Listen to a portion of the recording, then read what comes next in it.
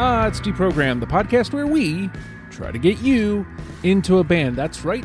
We've done all the work for you. All you have to do is push play. You can call me Band Curious because that's what I am. I like to have people come in and talk about bands that they enjoy with me. And today we're going to be talking about, look at me, I'm Leatherface. I forget which movie that's from, but I feel like he put cheese on his face or something. The 90s. Wild times. So yeah, we're talking about Leatherface today, and I believe John. I think this one's like a long time in the making.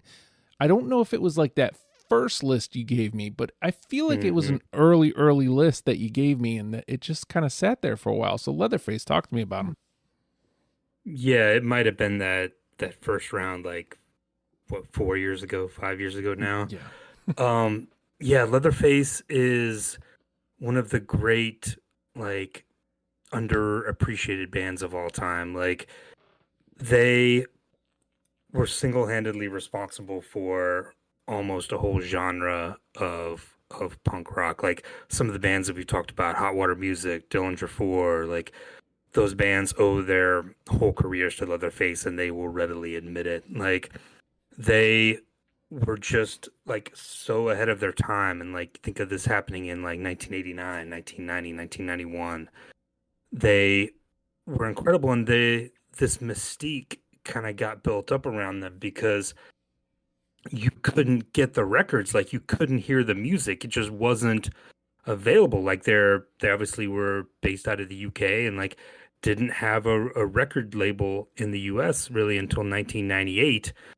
And like unless you lived in a town with like Berkeley or New York City or DC or Chicago or one of these towns with like these amazing record stores, you couldn't hear this music. Like I first heard of them in probably 1995. Would read about them as people, being an influence on bands and stuff and being like, oh man, this sounds, people be like, oh, it's the most amazing stuff, and the guy's incredible, and the songwriting's amazing, and the voice is amazing, and it's so melodic, and like, but it's not like you could like open up your computer and press play and hear it like you can today. Like I can open up my phone and have access to like every Leatherface song that they ever recorded. But that wasn't the case. Like there was this scarcity, and like you could go, like I would go to the record store and you could mail order from, SST and Sub Pop and Lookout and all these different things, but you couldn't do that with Leatherface records. So it got built up as this thing like, oh, they're amazing, but you can't hear them. Like people just like, it just got passed around on like mixtapes, and like it became kind of the stuff of legend. And it's rare that stuff actually lives up to what it is. And like, I remember hearing them finally, and like, they finally released the first record, the split with Hot Water Music, I think it was 1998 or 1999. And then it was like, oh, they're back together and they're gonna do this tour and like this new record. So I got to see them, and like you finally got to hear. And then when Napster and Soulseek and Kazaa and Morpheus and all that shit came around, it was like, oh, like you have access to this stuff now. And then like YouTube comes around, it's like people are there, and it's just all there. And I just think they were so ahead of their time, like melodically, lyrically, musically. Like think about Mush, obviously, is the big record. It came out in 1991. 1991, obviously one of the greatest years for music in a very long time. You talk about Nevermind and 10 and Bad Motor Finger and Blood Sugar Sex Magic and the Black Album and Use Your Illusion, all this other like people talk about how, oh, one of the greatest years for music. But like Mush came out that year, and I go back and listen to that, and more than anything else from that year, like period, I think it sounds more current than any of that stuff. And I just think like they were so great for such a short period of time, and then were able to kind of recapture that and come back, and they were able to make this return and like get the kind of the hero's welcome that they always deserved when they came back around. And they were around for 10 or 15 years until 2012 or 2013. But they were like, they the mystique was worth it, and that's so rare in bands, and like getting to see them live. Like I remember grabbing the set list and just being like, oh, this is gonna be one of my like prized possessions forever. Like you see them, and he does this like little dance when he plays like the Frankie shuffle or the stub shuffle people call it. Like he's kind of like doing this tap dance with his feet as he's playing, shuffling back and forth, and it was just a thing of beauty. But like their music is just chaotic and like melodic and all these different things at once. And I think they're one of those bands, that the rare band that like really deserves more than they got. Chaotic, melodic, definitely words that were on the tip of my tongue here.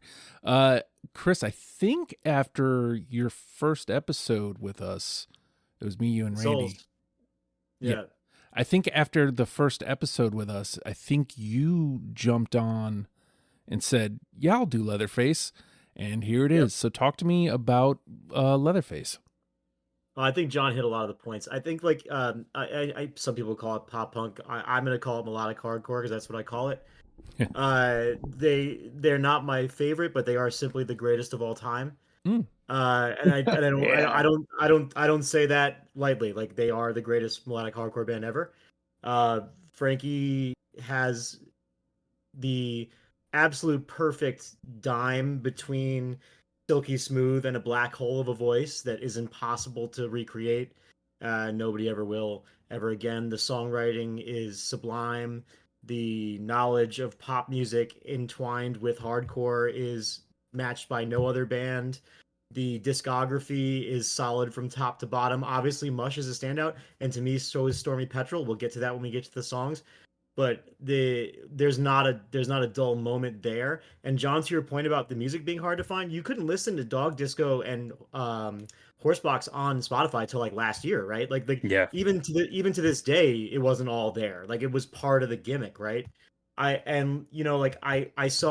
never seen Leatherface play, but I saw Frankie play at Pouza Fest in Montreal once, and he was fucking hilarious. The funniest dude I've ever watched play a set. There was this drunk guy dancing in front of the set, and he played the song about Dickie's the guy's name that passed away, Dickie Hammond, right? He played the song about Dickie from Stormy Petrel about him passing away, and the guy was dancing. And he goes, "Oh, you dancing prick! This is a sad song." And I'll never forget that moment. Like he just like everyone was having fun and he ruined it, and he was so happy to ruin it for everybody. It was beautiful. Like all of Montreal stood still for a second while the maestro was talking. I can't speak enough about I guess as lauded critically as they are, they're so underappreciated in the grand scheme of this genre. So again, after our first time, David, you said, yeah, I'll do Leatherface as well. So back for some punishment, but tell me about Leatherface. Who's getting punished here, me or you guys? Well, no, I kind of equate them kind of like the movie Big Lebowski. Like the more you dig into it, there's more there to enjoy that you never noticed. Like sonically with these guys, there's just, I can listen to one of their songs now and there might be some sort of melody or something that's buried in there that I haven't even heard before. I got to see them on the Stormy Petrel tour, and to you guys' point, Stubbs was hilarious, man. They played for like 2 hours, and on at least on his amp and on Dickie's amp, they just had beer cans all over them, and they would just reach over and grab one in between songs, and hardly any breaks. And I think they stopped once to thank their tour manager or some lady who was on tour with them, keeping everything together. And then the only other time they stopped, everyone was like, and Frankie was just like, "We're old. We've played for 2 hours. We don't know anymore." And they might have even played one more than. Were you at that show, John, at the Drunken Unicorn? No, I saw them the only time I saw them was the Horsebox tour. Okay.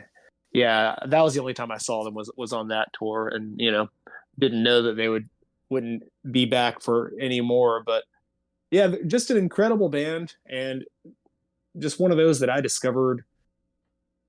I think a friend of mine was like, "Oh, hey, you like Jawbreaker?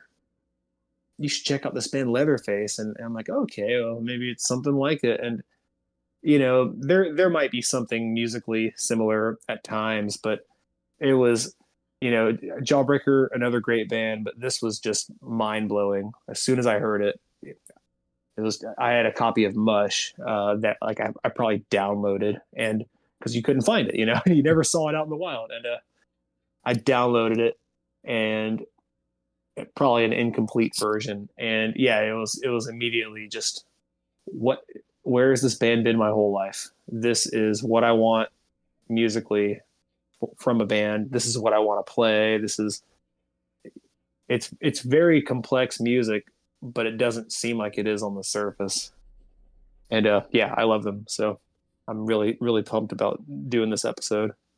This is a band that I, John often will ask, is this a band you know at all? And I'll usually give him Beavis and Butthead made fun of him once, or that's the common one, or I think I heard a song on the Punk Show on 96X or something. This is not, I mean, given the type of music, it may have been, but it didn't stick out at the time for some reason. It's funny, like this isn't the wheelhouse for me. This isn't like right down the Justin vein, but it's so adjacent to so many Justin veins that like it all works. Like John used the words melodic and chaotic. Like the way those two words combine make these so close to like so close to a Justin band, like on the nose. It's wild because we'll get into like the song choices here in a moment, but what I will say, David kind of alluded to this, like my first pass through felt easy. Like it felt like my choices were easy. I knew what I was gravitating towards. And then those second cuts, like now that there's breathing room for each of these songs and I'm able to take in more of what's happening, brutal. Mm-hmm. Just absolutely brutal. And like I can only imagine getting away from the show and like giving them some more space, like going and buying a record and just putting it on if I could find one.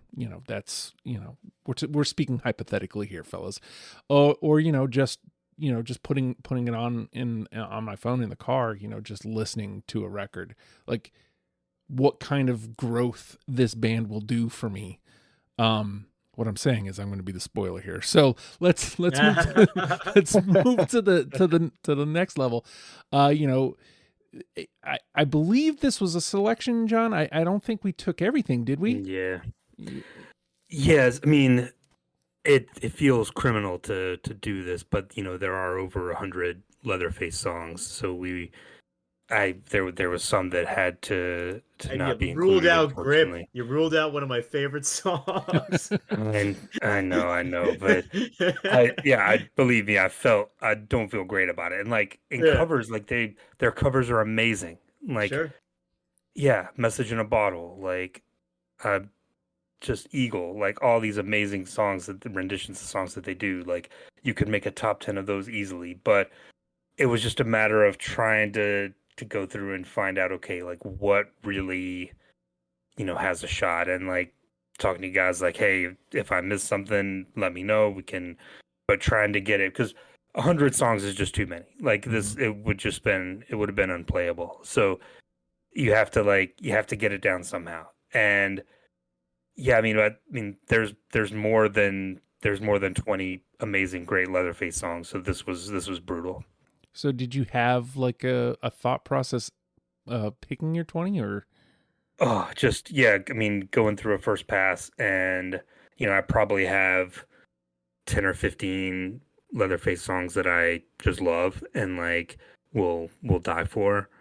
And it was just a matter of going through and like, okay, because I'm, not as familiar with Dog Disco and Stormy Petrel. I haven't listened to those as much. When I listen to them, I usually go back to like Mush or Minx or Horsebox. But just a matter of going through and like, okay, which of these have a chance? And like for me, it's like it's lyrically like there's the lyrical content is so good, but it's like buried under this wall of noise and these grow vocals. But like he has such a like the songwriting is so personal and so like affected when you actually go through and like read the lyrics or you listen to what he's saying. It's so it can be really profound in like a simple way. Like I have definitely cried to Leatherface songs. I will admit that readily. And just like screaming along and you're just like, man, these songs like get into your veins. And just a matter of going through and like and picking those ones that felt like undeniable. Like these are the ones that I would want played at my funeral. Like they mean that much. Mm. So, Chris, you told us that you had to make a cut right before we went on, or yeah, I was doing it during John's intro. Yeah. So what were you looking like? What is that cut there? Like, what was your decision, and like, how did you get there? I mean, I think you said you're gonna play spoiler. I think I might here. It was very much for me with the records I had here, right? I think I didn't bring this up in the intro because I was going to bring it up eventually, but like I think Mush is the most gifted album to me of all time. I think friends have given me a copy of it 3 times for my birthday over like my life. And I think it's because like people look at me and go, yeah, this fucking guy. And like my listening patterns with them kind of went with like I had Fill Your Boots and I had Mush, and then eventually I had Stormy Petrel, and that was my habits, right?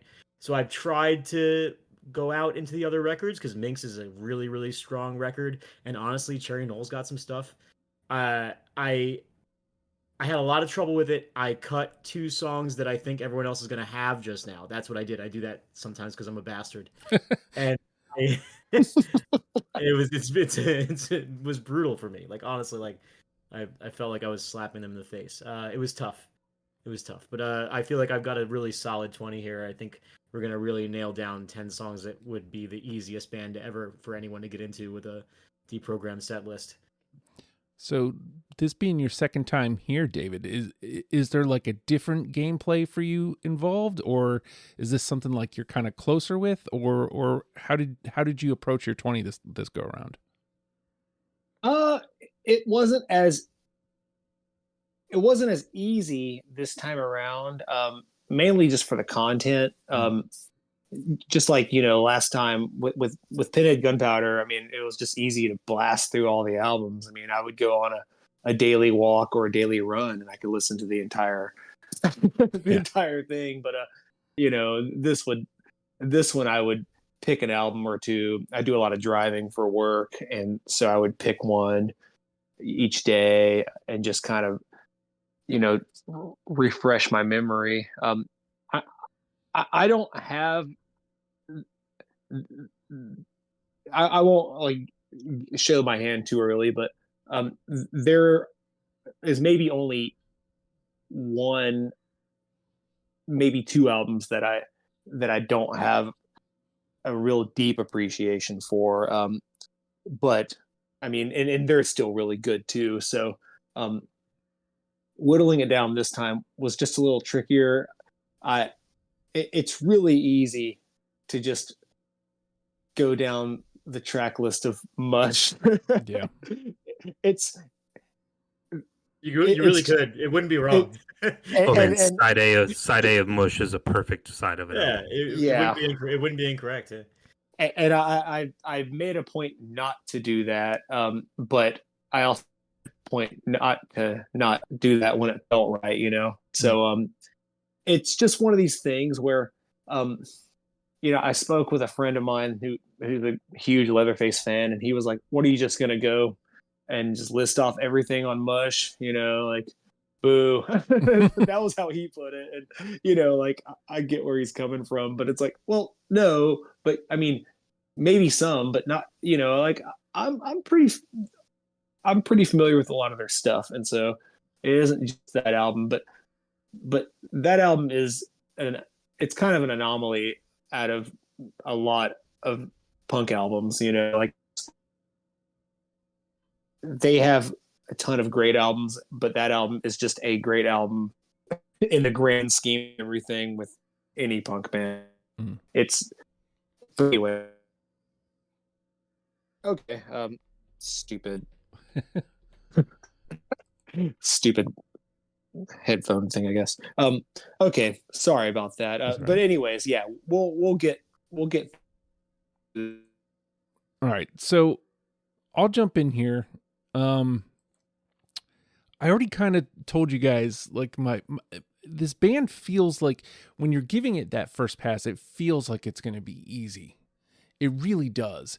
It feels like you kind of gravitate towards some stuff. Everybody's already kind of said it, so it makes me feel good that I kind of gravitated towards Mush as well. Like I kind of was there on my own, so that feels good. That means like I kind of got what was going on.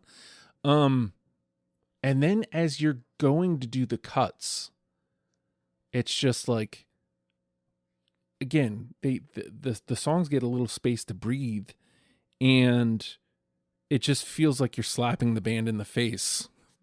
You're going, yeah, nah, that one's not good enough. And I accidentally came out with a pretty balanced list.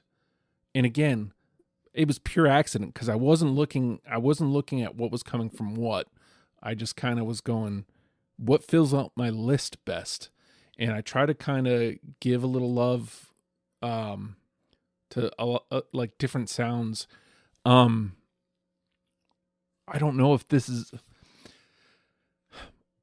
I totally got a Lemmy vibe vocally, which is huge for me. Less of a black hole, though. Much less of a black hole vocally. Yeah, but it like... And I don't know. I mean that with love, by the way. I mean that with love. That was such a positive for me.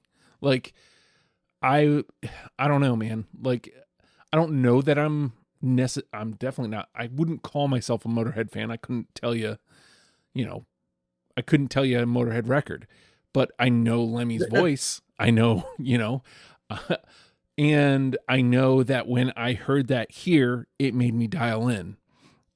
And John mentioned, like, looking at lyrics, and because I couldn't necessarily understand them, I was like, well, let me look at some of these lyrics. So, like, there's definitely songs that I pulled because of lyrics. I should have probably wrote those down. If I was a better host, maybe I would have done that. But yeah, like, this was not easy. And I mean, it never is. But like, I can't wait to give this band some space in my brain to like just take in a record without the weight of the show above it. So that being said, that's nice, man. Yeah, like this seems like it could be a band I could really, really get into. And I mean, considering that I was able to in the time that we've done this, I know that there's more that this band can give me personally, and it just needs the space to do so. So, this feels like one of those bands, John. Like, it feels like a lot of like a lot of shits are about to be said. Based on everything that we've said so far, how many do you think we get through unanimously? Yeah, I came in here and I was all ready to be real optimistic and be like, we're gonna have to get 8 or 9 on this, but I'm gonna dial that back a little bit. I'm gonna go with 5. Okay, yeah, right down the middle. I like it. What do you think, Chris? Well, I actually, I always come in really optimistic. I feel like there is the big record here, but it's not quite like the other bands we've done where there's like the record. I think there's no freaking world where we come out with a list that has less than 5 Mush songs. I just don't. So I'm gonna take 6, but I wanted 5 because of that. Okay. Does that make sense? Yeah, I got you. I get it. Yeah. What do you think, David? Oh man, that's probably very true.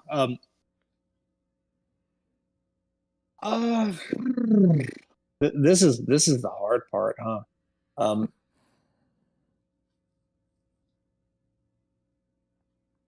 Geez. What did you say, John? How 5. many did you say? You said 5, and Chris, you went with 5 also. Chris I went went with with. six. I would have gone with 5, but I took 6 because I had to. Right. Oh man.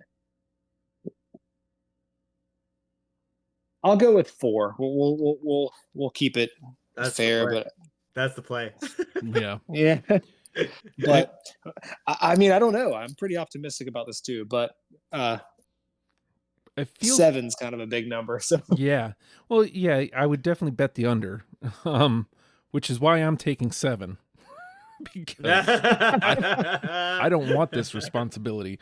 But like this feels like we're gonna like probably get a lot of 3s, like a lot of, like Yes. I said, a lot of oh shit, like a late minute I feel like it's gonna be a lot of that. So I mean I still love that 4 is still a good number. You know what I mean? For a 4-person panel, 4 is still a good number. So all right.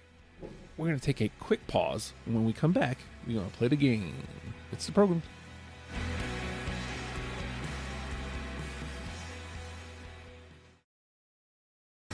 And with that, the name of the game is Deprogrammed. The 4 of us have combed through a selection of the Leatherface discography and plucked out 20 songs that we're now going to match together in an attempt to create a top 10 starter kit for you, in case you have never heard of Leatherface. And let's face it, I guess if you're here, you probably have, unless you're somebody who listens to everything, which I highly recommend. And if that's the case and you haven't, then now you're going to get into them. I feel like I got to do the thing here. I've been trying to not do the thing, but it's as good a place as It's not actually the things, because it's not actually actually the thing. That's what I was going to say next. Is it might not even be the thing because we don't have have everything. So it was the first song on our playlist, so it does the thing, even though it's not the thing. How about This Land? That was number 21. Wow. I don't have it either, actually. Yeah. none. Yeah, I don't have it. Oi. Right into the bin. Okay. All right. All right. John? All right. We can't wait any longer without getting into mush. How about I Want the Moon? Yep. Yeah, of course. No, I don't. I love that song. Okay. Here we go. No.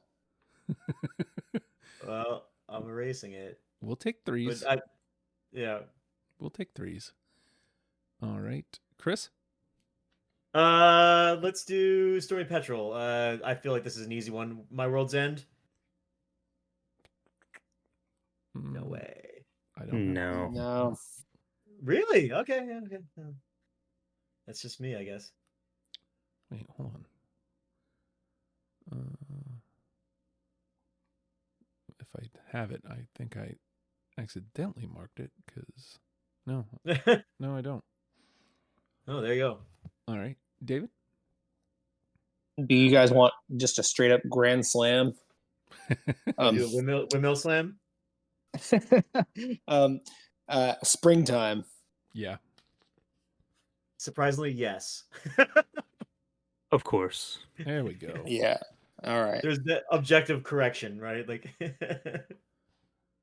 We like it. We like it. That's yeah. I mean, it's that- just a fucking great song. Is that early contender for number 1? yeah, like we'd Oh, be be- objectively it's gonna be up there. wrong to not consider it, right? All right, let me play a clip of that, and then ponder my decisions. Where do we go next? All right.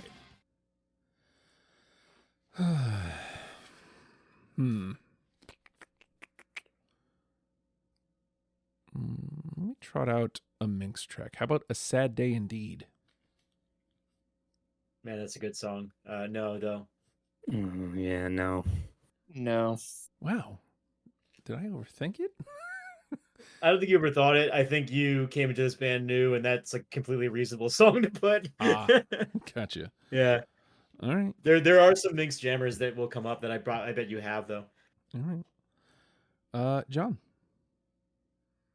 All right, I'm gonna go to the Hot Water Music split, which is like probably I think the first thing I ever heard from them. And there's a song on there that they wrote for their original bassist who had passed away. And the song just every time it comes on, I have to turn the volume up as loud as it goes and scream along. How about Andy? I got it. Absolutely, has to Yep. be there. Yeah. Hey. Has to be there. Nice. Has to be there. Yeah. You know, I mean, obviously, I don't know the band well enough, but I didn't know that was going to be an absolutely. Oh, that's a windmill slam. Yep. Oh, That's the my other goodness. one. Yeah. I love Yeah, that. that's a killer.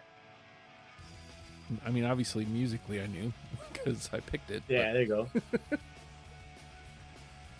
All right. I'll go with my favorite riff from the band ever, and the only song on my list from the last, "Little White God." Oh yeah. Yeah. No. Yes. All right. Let's go. Yeah, that riff is the most undeniable. I mean, among hundreds of amazing. undeniable riffs. Yeah. All right. Yeah, that one was written for it's about the singer of the Ruts. Oh. And you can kind of hear the influence. I always thought it was like, oh, maybe they really do like the Police or something, but Yeah. which it was maybe a lateral thing in some kind of ways, but yeah, that musically it has a lot in common with the Ruts also. So, and they've always marked them as huge influences to their sound. And if you go back and listen to any of their stuff, there's a lot of That's not, yeah. The lead riff is extremely Police. Now that I think about it, like wow, that's really interesting. Yeah. All right. We'll take the 3. I mean, it's still early on, but we're in good shape here. David. How about Pale Moonlight? Yeah, I got it. Absolutely. Yes. Hey. That was the specific song from Minx that I was thinking about. Oh, nice. That is just a big chorus in that one. Oh, their choruses are just unbelievable. There's a couple where it's just like, how do you write stuff like this that just like soars and can like there's no words for how good some of their choruses are. Yep. All right. Pale Moonlight is in. We're back around to me, huh? So, I mean, I'm with you guys on a lot of these, but the ones I'm picking are not. So, let me mark this. All right, we got that one too. 1, 2, 3, 4.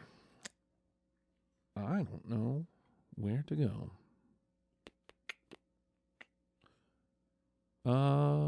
Let me throw out a mush one. How about Not Superstitious? Hell yes. Yeah. Oh, of course. Like this is a song that my next tattoo is probably going to be a lyric from this song. Oh. That was actually Yeah. one of the ones that I thought about cutting to be a bastard because I knew everyone would have it. Oh my But I didn't. Like all I can do is try my best for you, and with all my Yeah. indecision, like come on, man. And the vocal Yeah. delivery, I mean the NW in it is just like it's impossible not to feel exactly what the fuck Frankie was feeling, man. It's one of the great whatever. And he's one of the greatest of all time. Just like that, we're sitting at David's 4 already. Not bad. All right, John. We've done the windmill slams though. We've already done them. See, I'm gonna be. I knew I should have gone with 8. All right. I'm gonna go to Horsebox, and one of the, you got me thinking about big choruses, and this one, when it came out, I told one of my friends, I said, I just want to be buried in this chorus. How about Sour Grapes? Yeah. my only Horsebox song. Yep. And, Yep. and give flowers to that riff too. I mean, it's my like God. it's understated. It's understated, but it Great also, riff. now that I listen to it, it has a little bit of Police there. There might be a leg here. There might be a leg here to stand on. I never really thought about this. Very interesting. Very Hey, interesting. they covered Message in a Bottle. There, there's a. They there's do, a absolutely. On their biggest record. Yeah, that's for sure. Yeah. They love those Interesting. inverted chords. But there's like Yeah. it's really just Yeah. the syncopation of it, right? Mhm. The syncopation of the riff is like that's what makes me think of the Police, because it's like rock and roll doing like Jamaican rock and roll. You know what I mean? Mhm. And we Fascinating. didn't mention Husker Du, but there's like a healthy dose of Husker Du in there. Sure, Yeah. absolutely. Yeah. I'm up again, unfortunately. Yeah.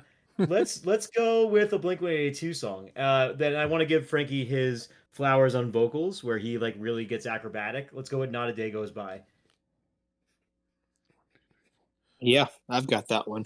Hell yeah! Yep. I don't. Yeah. How did you guys feel about me calling it a Blink-182 song? Did you guys cringe? It uses what we used to call that the T riff, because if you play Uh-huh. guitar or It's your bass, It's your it's kinda- Chiclet one, yeah, Mhm. and we used to always in my old band we'd say, no, it's too close to a T riff. We can't do that, but they do it, and they sure do make it their own. It's so unabashed. It's so they don't give a fuck. They're in your face with it. And I think that fascinating thing about this song is that that's the song on Mush, which is their biggest record, where Frankie chooses to get acrobatic vocally. He chooses to get up there. It's crazy. Like he's like, yeah, I could do tenor. I could do it. I just don't. It's like it's pretty wild. And there's some badass double kick that goes on before the little break part. Yeah. It's like very speed metal. tongue in cheek, right? It's almost tongue in cheek. Like we're doing it. We're doing this. We're doing this riff. Yeah. It's that Motorhead influence. Yeah. There Well, just like that. So we have the 5-3 unanimously already, and we've got 3 3s. So we're just... I wasn't sure about "Not a Day Goes By." Be honest. I'm excited though. Well, it's hanging out. Like I mean, again, a 3 is just about in on a 4-person panel. So, David, you're up. I'm gonna go to Stormy Petrel, which I thought was a really great comeback album for bringing Dickie back in the band. And I'm gonna go with "God Is Dead." Hell yeah. No. No, wanted to, but didn't have room. Dang. That's a shock. I Yeah, think that one's like a Little White God Part 2 kind of, Yeah, absolutely. I can hear that. Yeah. I think if I like really looked at where I dropped it, it probably would have been in that 25 to 30 range. Like one of those painful next cuts. All right. I'll try to find you guys there on Stormy Petrel. How about that? How about Never Say Goodbye? Yep, I'm there. That was one of the ones I cut during the beginning of the show. That's the only one I have from that record. Hey, all right, we'll take There that you 3. go. That's all right. Threes are good. And just like that, out of NTP. And I rejoice and John cries in the corner. We're all right so far. We'll see. Yeah. John, you're up. All right. I'm gonna go back to Minx, and this is my favorite song on Minx. How about "Do the Right Thing"? Got it? Yep. Absolutely. Yep. Oh, I feel bad that I'm not there with you guys. Ah, you did the wrong thing. I did Favorite the wrong song thing. on Minx, huh? Oh yeah, for sure. Yeah, okay. I respect it. See, and it's times like these where I'm the odd man out, where I wish I had a reason, or like when it dropped out, but I don't. So unfortunately, Yeah, but that's what you said. You're gonna give it the time afterwards, and then we can have a 13-year, 15-year reunion show for the Leatherface the programs. We'll come in on our walkers and be like, "Well, what did you think about Minx?" I finally gave it the time. All right, Chris. I'm Sorry, I was sipping whiskey. This Mets game is making me get hammered. Yeah. So I'm gonna go with my only dog disco song, a weird little tune about watching TV with your kid called Diddly Squat. Yeah, I got it. Yep, definitely got it. I love that riff. Yep. Great riff to play. No. All right. We'll take that 3. And now these 3s are crowding up. That means we're going to have us a nice little combo after, too. Where did I... There it is. Everybody but John. All right. David? I'm going to go back to the split, and we're going to do Wax Lyrical. Nope. Yeah, I don't, but it absolutely could have made it. I'll save you. I got it. Hey. Yeah. Somebody, my man. Yeah. I'll tell you why. The BYO splits are too prevalent in history in my life, and I just couldn't give it more than one song. It had to be Andy. Totally. Yeah. This was the best one. Yeah. All That's right. literally why. It was that was my rationale. That's how hard it was to do this list. Sometimes, yeah. Sometimes you figure out whatever you can. 1, 2, 3, 4, 5, 6, 7, 8, 9, 10. Yeah, so we got a good couple more rounds. All right, I was listening to this one beforehand. Let's find out if there was a reason for that. How about Here Comes the Judge? I don't even know that No. offhand. No. That's fascinating. That is one that is because of you finding it. Let's see. I'm gonna put it on now. Occasionally you take chances. I love it. Oh, it's a Fill Your Boots tune. Which one is it? Yeah, dude. This is a sick tune. Yes, it's a good tune. I overthought the room, apparently. All right. John? All right. I'm gonna go back to Bush, and this one, I think if people are Leatherface fans and they're listening, they're screaming at us that we haven't mentioned this one yet. Dead Industrial Atmosphere. Oh yeah. Yes, sir. No, I hate to be the one to put the kibosh on it, but I was bound to be. I'll tell you what, though. Now that I'm looking at it, I think that was 21. I know it was late. I think that was 21. Do you have any way to find out? Can you go back? No. Oh. I think, though, I'm pretty sure that was... I've done enough of these shows of bands you've never listened to before since you did this, and you are usually pretty spot on. All right. Chris? All right, fuck it. We're going to do Fill Your Boots. I'll do the one that I know we're all going to have. Let's do Peasant in Paradise. Oh, I like your confidence, but I don't have that one. I don't. Yes. Boys! It was Boys! on, No, well, I don't feel good about it. it was on the list, and then I had to strike it from the list. Okay, I'm going to do the same argument I do every time I'm on the show, and everyone's going to cringe. Come on, we can't not have it there. It's gotta be. All right, fine. All right, David. Listeners, objectively, Yeah. it should be on this list. Well, if we get one more, you'll get the final say. That's true. There you too. go. Yeah. Yeah. We're not too cool for it, boys. Come on. Listen, right. I said I don't feel good about it. Mm-hmm. I'm with you. I know, don't feel I great know. about it. Great chorus. Great standout track on the album for sure. Well, here, let's try to get you there. How about How Lonely? Absolutely. I love hearing that. Absolutely. Even though I absolutely do not have it. I of course do. See, so that's just my newness. Yeah, that's the newness, but that one actually kind of pops out, babe. I bet that. Well, again, we talked about me trying to overthink the room. I think maybe there were a couple choices here where that's what I was trying to do. Like, not purposefully, but like Here Comes the Judge. I think I overthought. I don't know. Who knows? Who knows? Let's see. Are we back to me? Yeah, I think so. How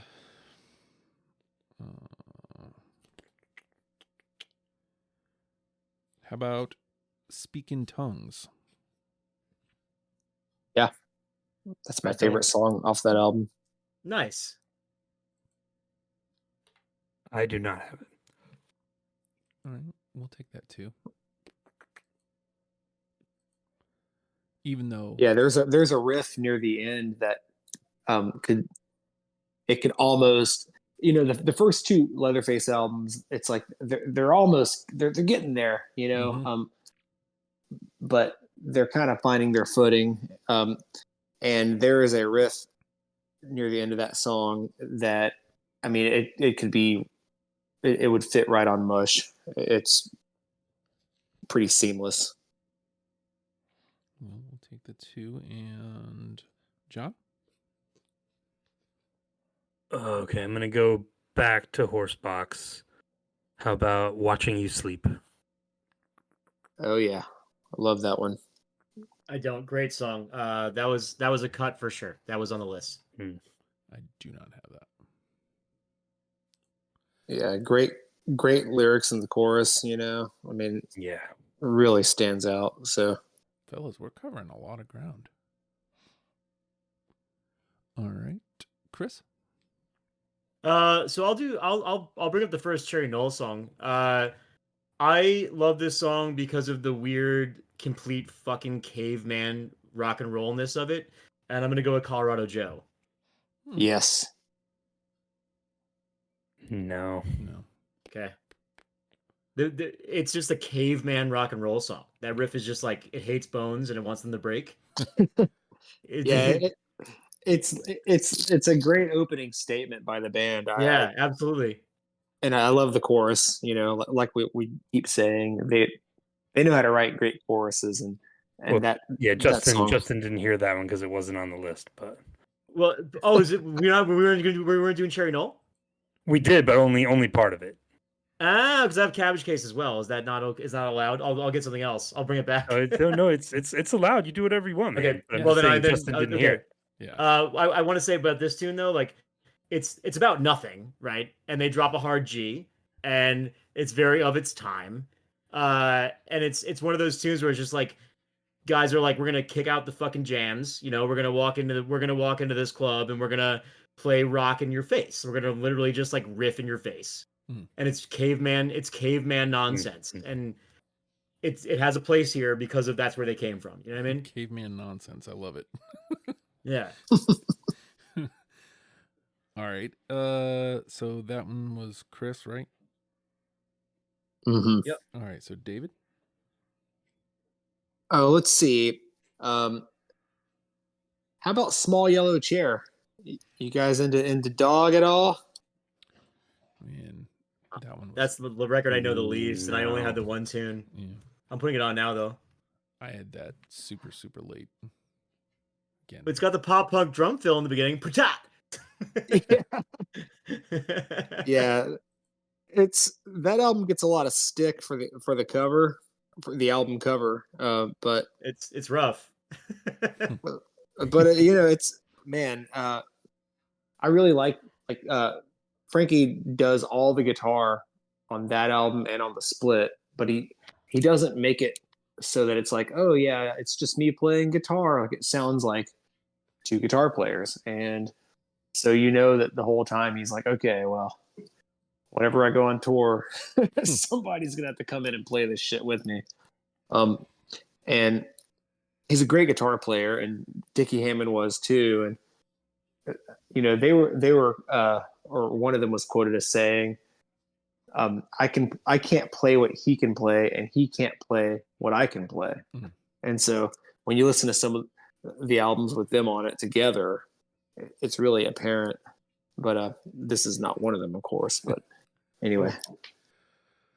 All right. So I got 8 left. I think what we're going to do is we'll do one more round and then we'll dump out. I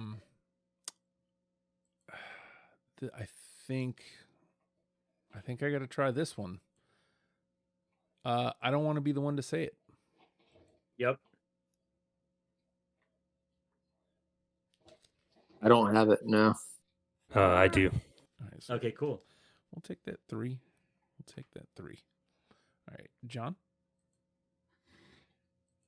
How about don't want to be bound up like books? I don't. No. No. Wow. Okay. I mean, I haven't taken too many Mush songs. I feel like this is going to be an easy one. Pandora's Box.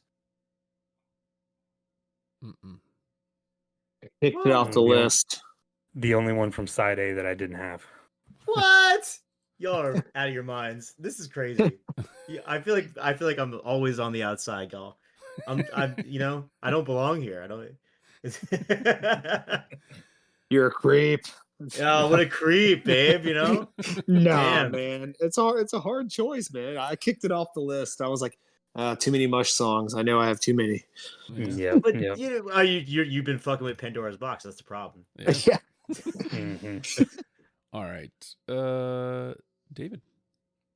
Well, I think I'm gonna.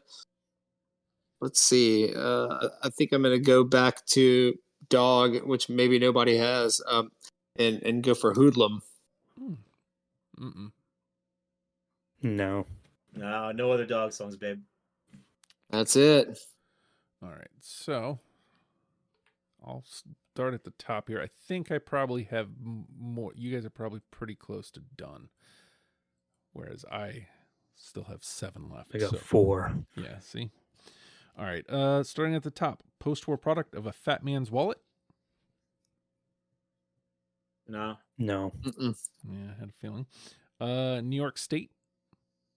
Yep. Oh, Absolutely. it's so good. No. But no. All right, well, I'll take the 2 just to help my average. All right, Skin Deep. Nope. No. No. Eat Her Face. No. No. This No. is how good. This is how good Leatherface is, boys. This is how good. I know. I'm here. That's why I'm Trash, laughing. yeah. It's like the trash pile. I was like, man, these are good. Yeah, it's like solid jams. Like, yeah, all right. Deep Green Beautiful Leveling. Nope. No. No. Yes. Hey, all right. Oh, there you go. All right. Again, it's not gonna squeak in, but at least it doesn't go to the bin. I only got a couple left here. Choice. No. Yes. Yes. Hmm. All right. Well, now John only got 2 left. Yep. All right, and my last one, Heart is Home. I don't even know what that is. No. That one is No. off Dog Disco. That's awesome. Oh, that's why. Okay, awesome. All right, so that one goes to the bin. Not a great run there, but hey, I got a couple more 2s into the combo.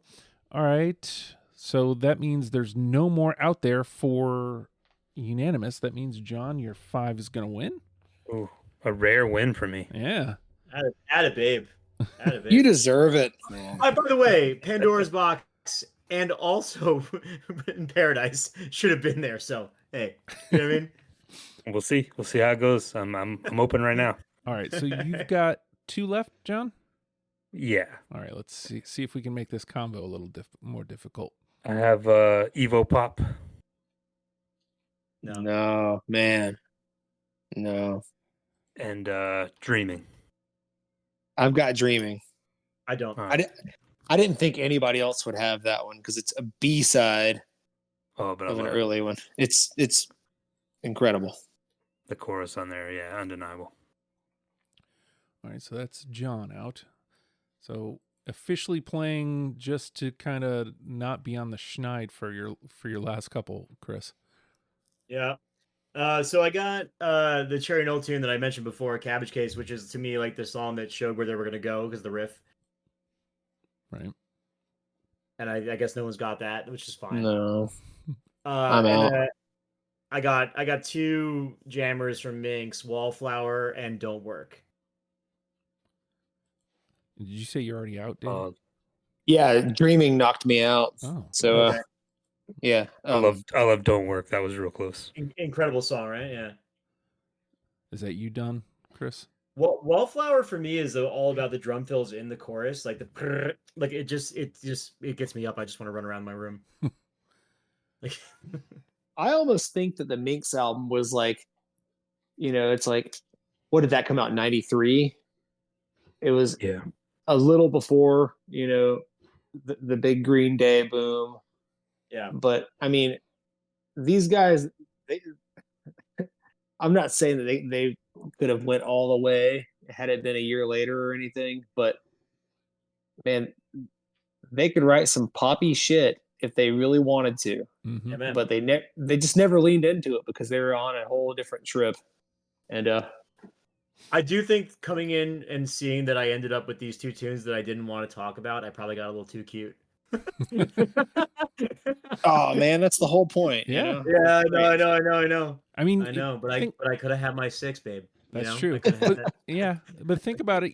You came in too cute. We still got 5, and those 5 are Yeah. Springtime, Andy, Pale Moonlight, Not Superstitious, and Sour Grapes. Listen All to the host. That was beautiful. So we got a bunch of 3s here.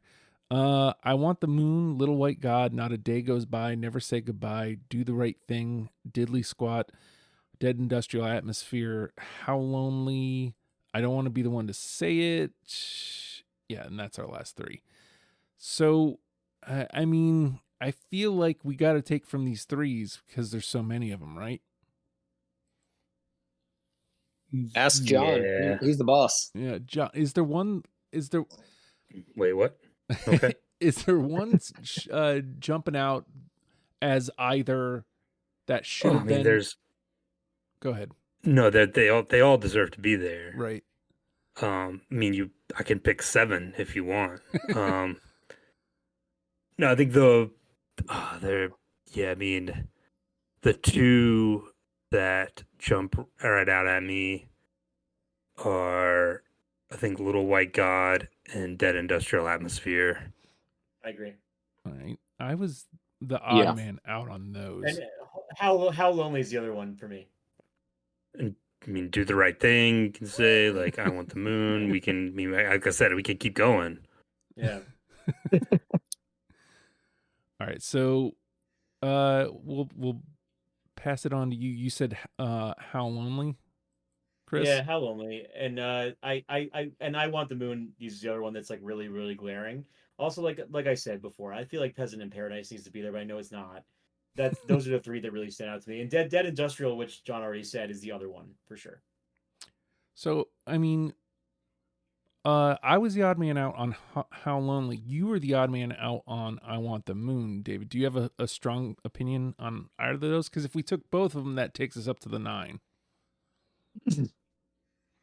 Well, I How Lonely was on my list, so I Mhm. guess I want to lean towards that.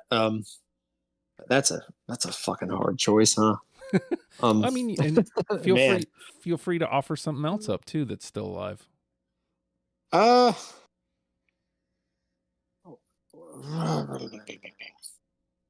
I don't want to be the one to say made it, right? Yes. Okay. It was 3.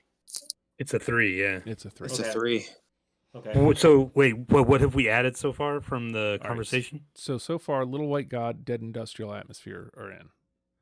Okay. Great work out of us. Great work. And right now, it's looking like David's co-signing on Chris's How Lonely. I was the odd man out, so I'm willing to bump that in unless somebody really wants to. Well, I would say let's pick between How Lonely and I Want the Moon. Okay. I Want the Moon. Ooh. Yeah, I'll vote against. I don't think we need both of them, but we need one of them. Okay. Yeah. All right. And so, Chris immediately jumps out and says, "I Want the Moon." And David said he was leaning How Lonely. Are you, if it's the choice between the 2, are you still sitting there, David?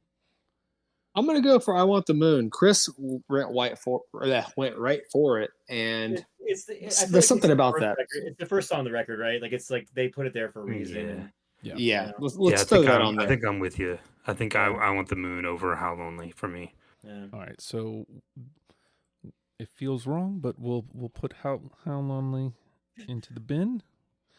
Out. Well, not yet. I just said we just The, picked one. the of vibes them. are gross. It's The vibes, still, the vibes are gross, but we're still going, there. boys. Yeah. Fair enough. All right, so let's be fair and let because this will take us to number 9. Is there one that's sticking out at you that you want to offer up here, David? We got Not a Day Goes By, Never Say Goodbye, Do the Right Thing, Diddly Squat, and I don't Yeah, want I to be mean, the one to say it. I know what I'm taking if you guys don't take it, so I'm gonna say this or not. You guys pick one, and then we'll see. I think "Do the Right Thing" needs to be on there. Okay. If we're gonna go for something off Minx, I think that's the one. But I mean, I did the wrong thing on that, and so God, it's so hard. This is hard. it's a weekly thing for me, friend. So, well, let's ask Chris. Like, do you think Do the Right Thing is? I mean, if I was putting Minx on, I would put "Don't Work," but that doesn't mean that "Do the Right Thing's not great." You know what I mean? Yeah, but Don't Work didn't make the convo, and Yeah. Do the Right Thing did. So, do we go with that? I mean, that gives us 2 from Minx. Yes, I think that's fine, and it's good representation. All right, there we go. And Yeah, that yeah. brings us to John's final say. That was the one I was gonna take. Sorry, babe. Sorry, babe. Good Couldn't job. make it worse No, for you. no. Good job. No, I just need. I've been. You guys were talking. I was like, oh, now I gotta change what I was gonna pick because I was sure you were gonna pick something else. Yeah, I almost never get to do this. So I was not prepared. Man, I kind of want to go like. There's a couple from Horsebox that are 2s, but like feel like we don't have any representation post the split, with Andy. Mm. It's also worth pointing out that at the beginning of this, Chris said, I don't see how we get out of this with less than 5 from Mush. We only have 4 right now. No. Oh, believe me. Yeah, I mean, I don't want to be the one to say it is staring right there, and Not a Day Goes By too.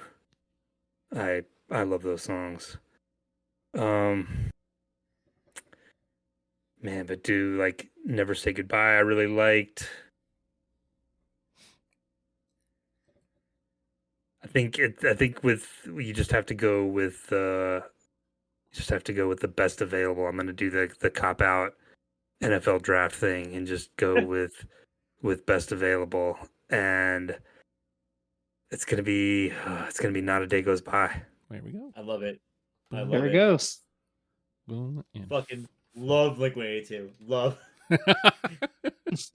I mean, I really do. So, Oh, so do I. well, there you go. All right, so we got 10. Springtime, Andy, Pale Moonlight, Not Superstitious, Sour Grapes, Little White God, Dead Industrial Atmosphere, I Want the Moon, Do the Right Thing, Not a Day Goes By. Boom. Just like that, the prophecy was foretold by Chris. John, of those 10, which one's the one? Can I pick 4? I mean, Springtime is the one, like that's probably their most covered song. But Yeah, my band covered it. yeah, I mean, Not Superstitious is probably my favorite Leatherface song right now. But also, like, Andy has the kind of the deeper meaning to them as a whole. Either of those, I mean, I'd probably go Not Superstitious 1, Andy 2, Springtime 3, which is crazy, and like I can't believe that actually came out of my mouth, but that's where I'm at right now. Pretty fair. Yeah. What do you think, Chris? I think Springtime's the only choice. I like it. I like I like the confidence. Like I try to play the game by the rules, babe. You know? Yeah. What do you think, David? Well, not superstition is my favorite one, and has always been. Springtime is probably the one in the grand scheme. So it's a tough call. I made notes for the show, and not superstitious was close second. And so, but then springtime was number one with a bullet. So Yeah, I mean, if you listen to John, he wouldn't argue springtime. He just has it listed. Yeah, third. no, of course. Yeah, of course, yeah. So, I mean, sometimes you go. It's kind of like what John said: best available. You dance with the one that brought you. Yeah, that's right. There you go. Yeah, that's so great. We'll lock that in. Let me scroll on up. Wow. I love that Sour Grapes made it. Just let me go ahead and say that. I love that it made it. Yeah, on a record that has not been distributed really widely until recently. I had trouble finding it until John sold me a copy. Yeah, So he has my copy. Love that. Out the back of my own truck with my own copy. Boom. Just like that. Let's get this going in the background. We'll run it down one last time. All right. Unanimous. Springtime, Andy, Pale Moonlight, Not Superstitious, Sour Grapes, Little White God, Dead Industrial, Atmosphere, I Want the Moon, Do the Right Thing, Not a Day Goes By, rounds out of 10. Hey, let's let Springtime get a moment. Goddamn, that's good. Goddamn, that's good.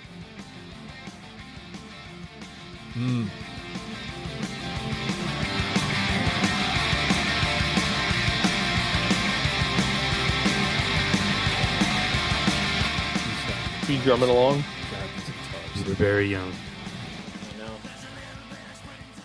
We've done it, folks. We've turned you on to Leatherface. And look, there's a high chance if you've listened to John episodes before, most of them,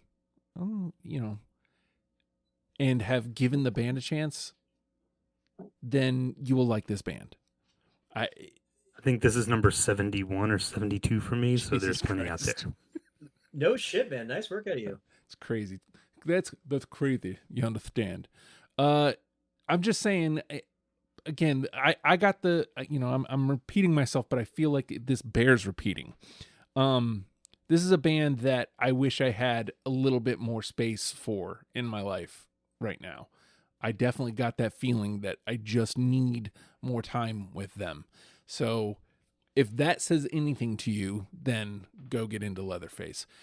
We've made it pretty easy. You just got to listen to these 10 songs and go from there. Hey, we're a podcast. Subscribe, rate, comment. All that is super helpful. If you want to go that little extra mile, patreon.com/ohhijustin is a great place to go. And it costs $1 to get in the door, but you get deprogrammed before the rest of the world. You get after the fact, the conversation that will start immediately after this conversation ends. The occasional "Oh, hi, Justin." I'm still working it out. I'm still figuring it out. I might start writing stuff there, so that might start happening. Things are taking place on the Patreon, patreon.com/ohhijustin. So check that out. In the meantime, come hang out in the Discord because Legion of Stupid is still down. I'm not sure what the issue is. I'm working on it, or I'm trying to make the space to work on it. Maybe by the time this is out, it'll be back up and running and you can go to legionofstupid.com. But in the meantime, it's down. So join the Legion of Stupid Discord. You can get that you can search Discord servers. Just search Legion of Stupid, find us, and join. Or find me on either Instagram or Threads, Deprogrammed VA. I still have a Twitter. I don't use it, the Hulkster. Message me and I'll shoot you a link. Come join and find yourself a panel. Come play along with us. As mentioned, podcast, subscribe, rate, comment. On Spotify, you can leave comments now, which is cool. 5 stars would be super appreciated. Sharing is caring. And the best way you can help is by telling somebody that you listen to the show. Hey, I listened to Deprogrammed. You should too. It would mean more to me than I could ever be able to put into words. So thank you for that. And with that, Leatherface, learn them and love them, people. We'll see you next week. Bye.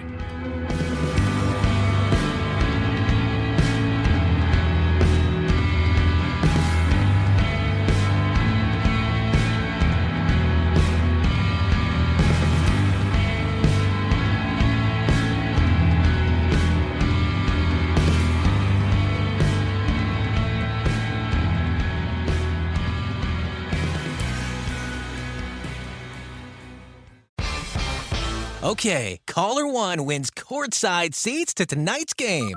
What? I won floor seats? You did. I've been calling for 13 months. Wait, Chris? Yes, I finally did it. What are you going to wear? Men's Warehouse. They've got today's looks for any occasion, and I need to look like a celebrity. Don't want to stick out. Exactly. They've got Chill Flex by Kenneth Cole, Joseph Abboud, and a tailor at every store for the perfect fit. Congrats. You can stop calling now. Not a chance. Get any look for every occasion at Men's Warehouse. Love the way you look.